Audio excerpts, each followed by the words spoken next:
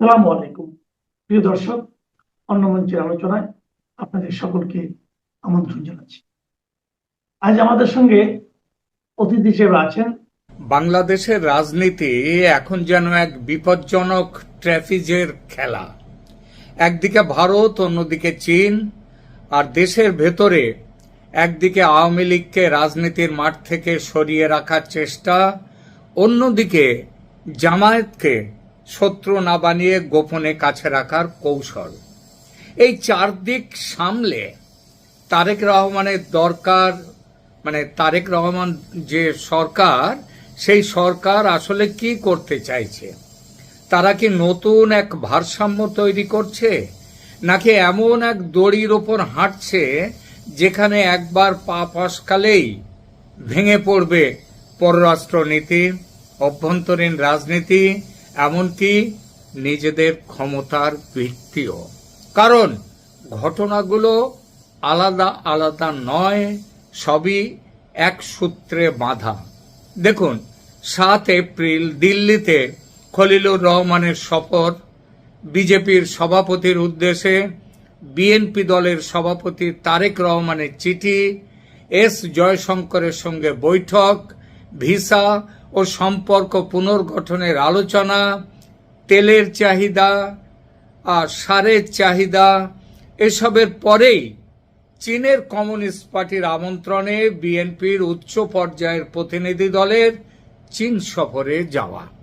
অর্থাৎ দিল্লির দিকে হাত বাড়ানোর পরপরই বেজিংয়ের দিকেও হাত বাড়ানো হয়েছে। এটা কি কেবল কূটনীতি, নাকি এটা ক্ষমতা টিকিয়ে রাখার বড় খেলা? আজ আমরা সেটাই বুঝতে চাইব এই প্রতিবেদনে।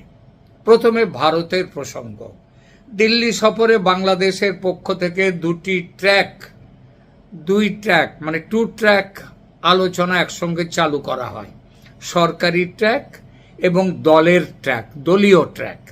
খলিলুর রহমান সরকারি বৈঠক করেন, আর প্রধানমন্ত্রী তারেক রহমানের পররাষ্ট্র উপদেষ্টা হুমায়ুন কবির, তিনি বিজেপি নেতা বিজয় চোথাওয়ালের হাতে তারেক রহমানের চিঠি তুলে দেন, যা ছিল বিজেপির সভাপতি নীতিন নবীনের উদ্দেশ্যে লেখা।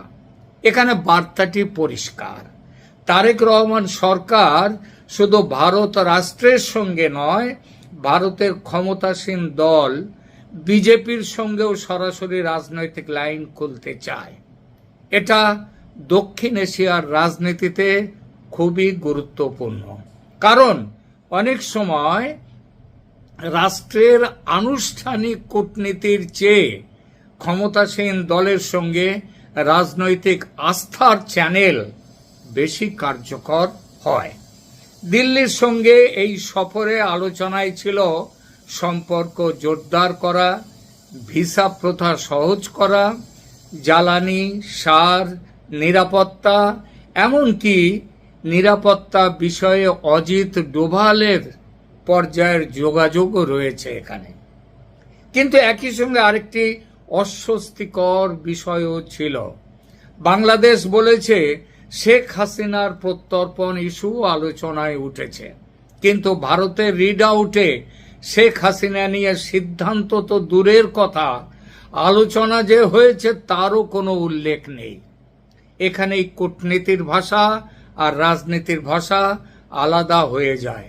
ঢাকার ভেতরের রাজনীতিতে সরকারকে দেখাতে হয় যে তারা হাসিনা নিয়ে প্রশ্ন তুলেছে, হাসিনাকে দেশে ফেরত আনার ব্যাপারে লড়াই করছে।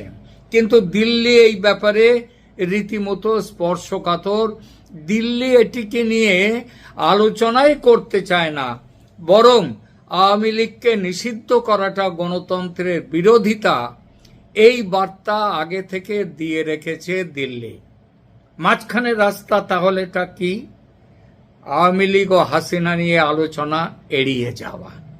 তাতে বাংলাদেশ তার দেশের ভিতরের রাজনীতিকে বলতে পারবে, তারা এড়িয়ে যাওয়ার কথা বলবে না। তারা দেশের রাজনীতিকে বলতে পারবে, আমরা হাসিনার ফেরতের ব্যাপারে কথা বলেছি, কিন্তু আওয়ামী লীগের ওপর নিষেধাজ্ঞা নিয়ে ভারত যে কথা তুলবে সে ব্যাপারে তারা চুপ থেকেছে, থাকবেও তারা, এই ব্যাপারটা নিয়ে কিছু বলবে না। আর ভারত, তাদের কি মতামত, তারা প্রসঙ্গটি তুলবেই না। এটা দুপক্ষেরই একটা সমঝোতা যে তোমরাও হাসিনার প্রত্যর্পণের ব্যাপারে চিঠি দিয়ে রেখেছ, দাও, কিন্তু কোন রকম আলোচনার মধ্যে আমরা এই বিষয়টিকে আনব না। আর বাংলাদেশও এই সুযোগে নিষেধাজ্ঞার ব্যাপারটা এড়িয়ে গেল। তাই ভারত ঢাকা সম্পর্কের প্রথম সত্যিটা হলো এই যে দুই দেশ এখনো কথা বলছে বটে, কিন্তু তারা একই ভাষায় কথা বলছে না।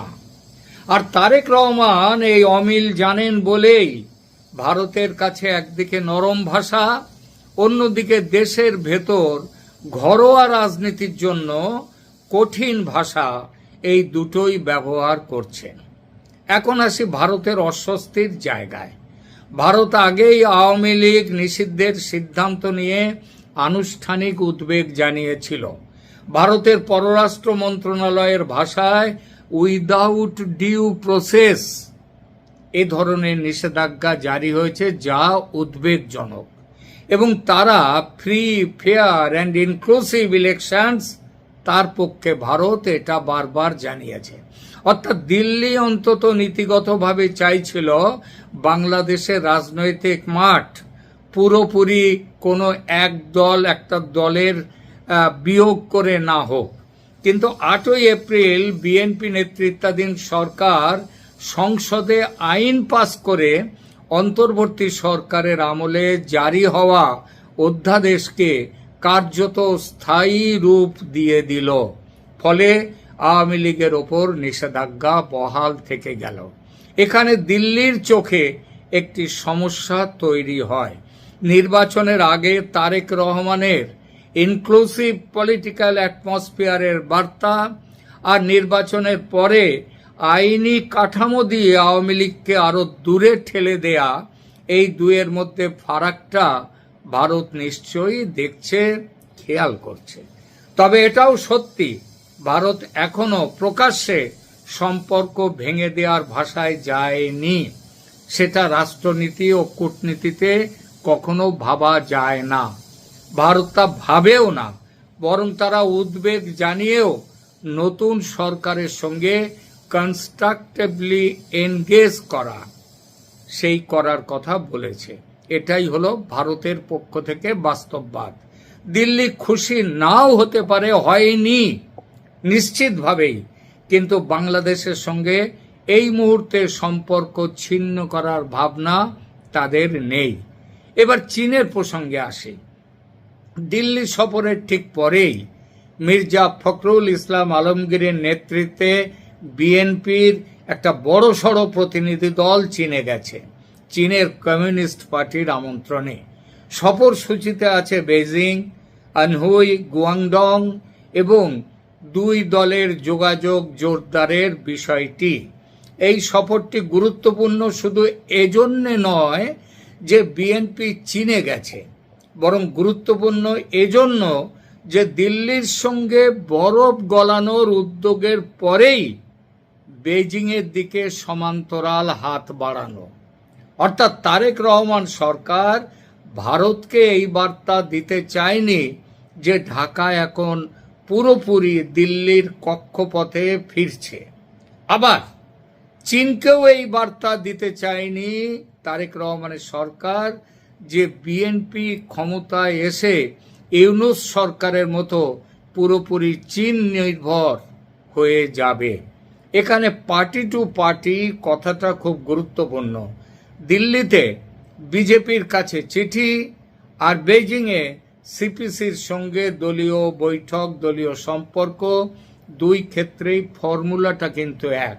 অর্থাৎ সরকার কেবল রাষ্ট্রীয় চ্যানেলে নয়, ক্ষমতাসীন দল টু ক্ষমতাসীন দল এই সরাসরি রাজনৈতিক সংযোগ করছে। এটি আসলে বীমা পলিসির মতো। কোনো একটি দেশের আমলাতান্ত্রিক বা কূটনৈতিক সম্পর্ক হঠাৎ যদি জটিল হয়ে যায়, তখন রাজনৈতিক চ্যানেল যেন খোলা থাকে। চীনও এই সুযোগে লাভবান, কারণ বিভিন্ন প্রতিবেদনের যে রিপোর্টগুলো আসছে সেই রিপোর্টগুলো বলছে চীন বাংলাদেশের সব বড় রাজনৈতিক দলগুলোর সঙ্গেই সম্পর্ক বাড়াতে আগ্রহী। ভোটের আগে জামাতের সাথে প্রচুর মিটিং করেছে তারা, কারণ তখন এমন একটা সম্ভাবনা এসেছিল যে জামাত ক্ষমতায় আসতে পারে। তারা এনসিপির সঙ্গেও বসেছে একাধিকবার এবং বিএনপির সঙ্গেও বসেছে, আর বিএনপি ক্ষমতায় বসার পর এখন বিএনপির সঙ্গে আলাদা চ্যানেল তৈরির চেষ্টা করছে চীন। তাহলে চীনের সঙ্গে তারেক রহমানের আসল লক্ষ্যটা কি? প্রথমত ভারতের বিরুদ্ধে দর কষাকষির ক্ষমতা বাড়ানো, দ্বিতীয়ত উন্নয়ন, বিনিয়োগ ও কৌশলগত যোগাযোগের ব্যাপারে ভারতের বিকল্প একটা দরজা, চীনের দরজা খুলে রাখা, তৃতীয়ত আন্তর্জাতিক স্তরে বার্তা দেয়া যে বাংলাদেশ কারো স্যাটেলাইট বা উপগ্রহ নয়। যে অভিযোগ উঠেছিল যদিও ভুলভাবে আওয়ামী লীগের বিরুদ্ধে, কারণ বলা হতো নাকি আওয়ামী লীগ ভারতের কাছে বাংলাদেশকে বিক্রি করে দিয়েছে। যদিও বিক্রি নয়, বিক্রি করতে গেলে তো বাণিজ্যের কথা ওঠে। সেই বাণিজ্যের দিক দিয়ে দেখতে গেলে বাংলাদেশের সাথে চীনের বাণিজ্য ভারতের প্রায় 3 গুণ বেশি ছিল। সুতরাং এখানটায় ঠিক ছিল না, কিন্তু মানুষ খেয়ে গিয়েছিল। আর এখানেই ট্র্যাপিজের বিপদ। ভারত যদি ভাবে যে বিএনপি দিল্লিকে ব্যবহার করে বেজিং এর কাছে দর বাড়াচ্ছে, তবে অবিশ্বাস বাড়বে। আর চীন যদি ভাবে বিএনপি কেবল ভারতের ওপর চাপ তৈরির জন্য চীনা কার্ড খেলছে, চীনের কার্ড, তাহলে সেখানেও আস্থার সংকট তৈরি হবে। অর্থাৎ দুই দিকেই দরজা খোলা রাখা যতটা ফায়দার, ঠিক ততটাই আবার ঝুঁকিরও। বাইরের শক্তির পর এখন আসি ভেতরের দুই শক্তিতে, আওয়ামী লীগ এবং জামাত।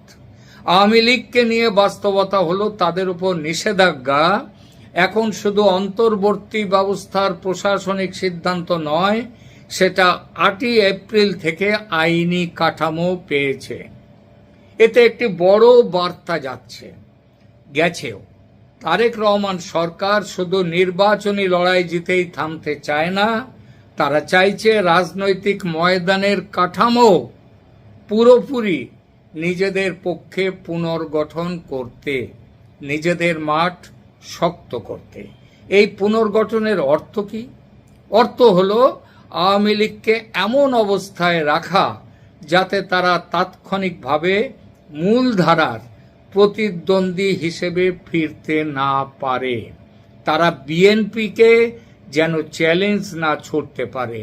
সেই সঙ্গে মুক্তিযুদ্ধের সপক্ষে আওয়ামী লীগের যে ব্যাপক সমর্থন, সেই সমর্থনকে নিজেদের দিকে টেনে আনা, এটাই বিএনপির ফর্মুলা এটাই।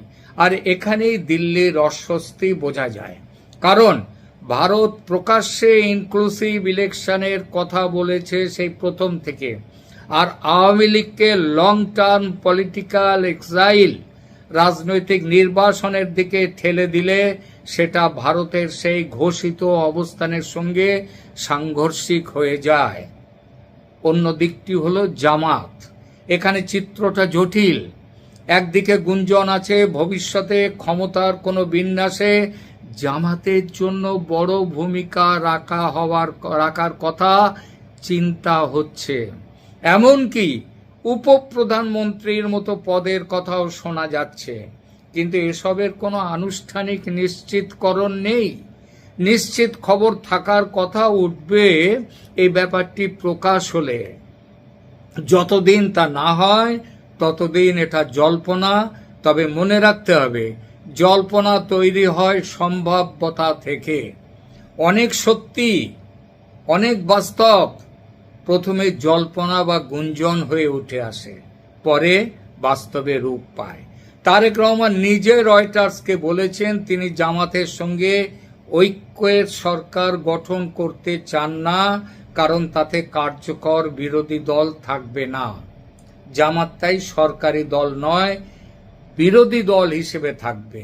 কিন্তু তিনি তো এটাও বলেছিলেন যে তিনি কোনো দলকে নিষিদ্ধ করার পক্ষে নন। সুতরাং রাজনীতিবিদদের কাছে, বিশেষ করে বাংলাদেশের রাজনীতিবিদদের কাছে এই ধরনের কথার খেলাপিটা এই মুহূর্তে অন্তত বড় কথা নয়। এই দুইয়ের মধ্যে কোনটি সত্য? সম্ভবত সত্যিটা আছে মধ্যিখানে।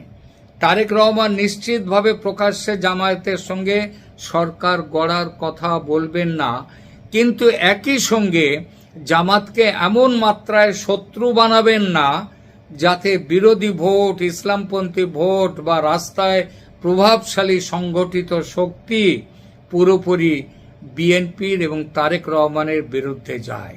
এটি হলো কন্ট্রোলড ডিস্টেন্স রাখার চেষ্টা, অনেক ভেবে চিন্তে হিসেব নিকেশ করে দূরত্ব রাখার চেষ্টা।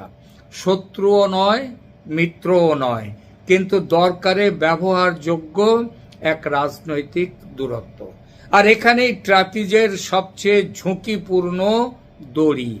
আওয়ামী লীগকে চেপে রাখা কিন্তু জামাতকে পুরোপুরি ঠেকিয়ে না দেয়া, পুরোপুরি তাদেরকে দমন না করা, এই সমীকরণ বাংলাদেশের ভেতরে যেমন উত্তেজনা বাড়াতে পারে, তেমনি বাইরে ভারতকেও চিন্তিত করতে পারে।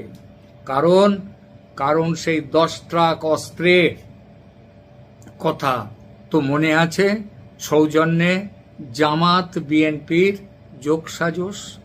কারণ দিল্লির কাছে প্রশ্ন হবে, বাংলাদেশ কি ইনক্লুসিভিটি কমিয়ে ইসলামপন্থী দর কষাকষির রাজনীতির দিকে যাচ্ছে?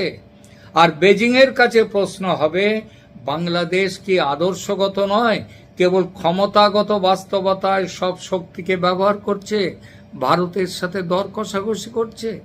তাহলে বড় প্রশ্ন, তারেক রহমান সরকার কি ট্র্যাপিজ খেলা সামাল দিতে পারবে? উত্তর হলো পারবে, কিন্তু খুব কঠিন শর্তে, খুব ঝুঁকি আছে। প্রথম শর্ত, ভারত ও চীনের মধ্যে ভারসাম্য রক্ষা করতে হলে এক পক্ষকে অন্য পক্ষের বিরুদ্ধে প্রকাশ্যে লিভারেজ হিসেবে ব্যবহার করা যাবে না। দিল্লি সফর আর চীন সফরের ধারাবাহিকতা এখন এই অবস্থায় খুব স্মার্ট একটা খেলা, ব্যালেন্সিং এর খেলা মনে হতে পারে, কিন্তু একই কৌশল বারবার ব্যবহার করা হলে তা মিসট্রাস্ট, অবিশ্বাসে পরিণত হবে। দ্বিতীয় শর্ত, আওয়ামী লীগকে নিষিদ্ধ রেখে যদি সরকার অন্তর্ভুক্তিমূলক রাজনীতির ভাষা ব্যবহার করে, তাহলে সেই দ্বৈততা একসময় বিশ্বাসযোগ্যতাকে খেয়ে ফেলবে। ভারত ইতিমধ্যে ডিউ প্রসেস ও ইনক্লুসিভ ইলেকশনের কথা বলেছে, ফলে এই প্রশ্ন বাইরে থেকেও চাপ তৈরি করবে এবং নিশ্চিতভাবেই ভারত সেই চাপ দেবে। তৃতীয় শর্ত, জামাতকে নিয়ে অস্পষ্টতা দীর্ঘদিন রাখা যাবে না।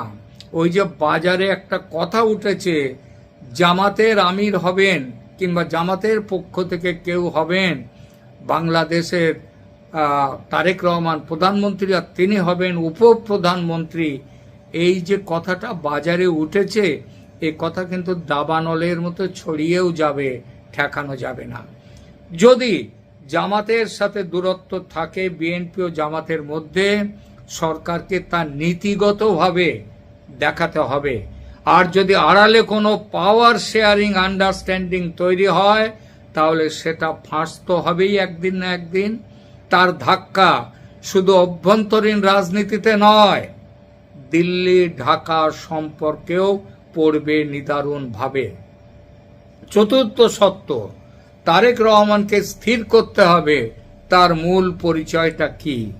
তিনি কি ভারতের কাছে গ্রহণযোগ্য এক বাস্তববাদী জাতীয়তাবাদী চরিত্র, চীনের কাছে উপযোগী এক বহুমুখী ক্ষমতা কেন্দ্র, নাকি দেশের ভেতরে আওয়ামী লীগ পরবর্তী নতুন রাজনৈতিক স্থাপত্যের স্থপতি তিনি? এটা তাকে দেখাতে হবে পরিষ্কারভাবে।